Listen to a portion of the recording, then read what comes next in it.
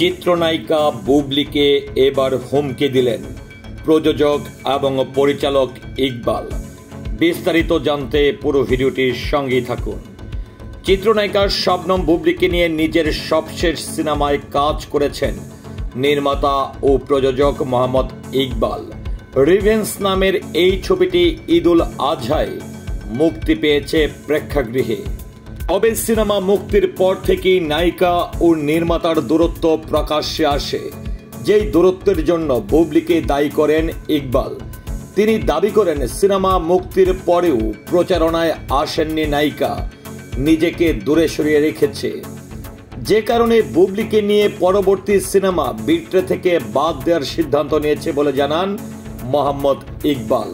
তবে বুবলি দাবি করে বলেন তিনি নিজেই ওই সিনেমা থেকে সরে এসেছেন। কারণ হিসাবে অভিনেত্রী বলেন, আমার পরিবার বলেন, সহশিল্পী বলেন, স্বামীও বলেন এবং সব সম্পর্কের ঊর্ধ্বে আমার সন্তানের বাবা বলেন, তাকে নিয়ে যদি কোনো ব্যক্তি অসম্মানজনক কোনো বক্তব্য করেন আমি অবশ্যই সেই ব্যক্তিকে এড়িয়ে চলব। বুবলির এমন বক্তব্য ভালোভাবে নেননি ইকবাল। এবার নায়িকাকে হুঁশিয়ারি দিয়ে সাবধান করেছেন তিনি। পাশাপাশি শিল্পী সমিতিতে বুবলির নামে অভিযোগ জানানোর হুমকিও দিয়েছেন।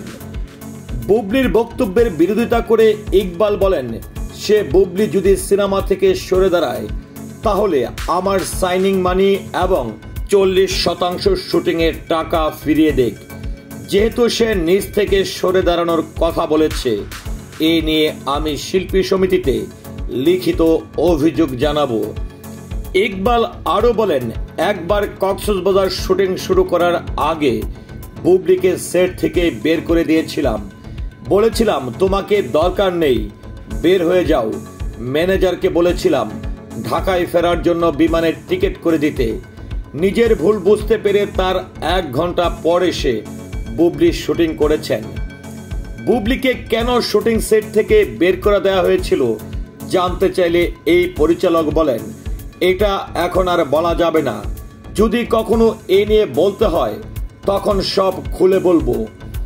এর আগে ইকবালকে নিয়ে বুবলি বলেন, যেদিন থেকে দেখেছি শাকিব খানকে নিয়ে ইকবাল ভাই আপত্তিকর বক্তব্য প্রদান করছেন, তখন থেকেই আমি তাকে এড়িয়ে চলি। এরপর ইকবাল ভাই আমাকে নিয়ে বেফাস কথা বলা শুরু করলেন। এসব পরিস্থিতির আগেই রিভেঞ্জ ও বিট্রে সিনেমার শুটিং শুরু হয়, যার কারণে পেশাগত কারণ থেকে কাজগুলো শেষ করেছি। ভিউয়ার্স, চিত্রনায়িকা বুবলি এবং প্রযোজক পরিচালক ইকবালের মধ্যে যে ধরনের তর্ক বিতর্ক শুরু হয়েছে, এ নিয়ে আপনার মন্তব্য কি? আশা করছি কমেন্টের মাধ্যমে জানাবেন। সেই সাথে পুরো ভিডিওটির সঙ্গে থাকার জন্য অসংখ্য ধন্যবাদ। আল্লাহ হাফেজ।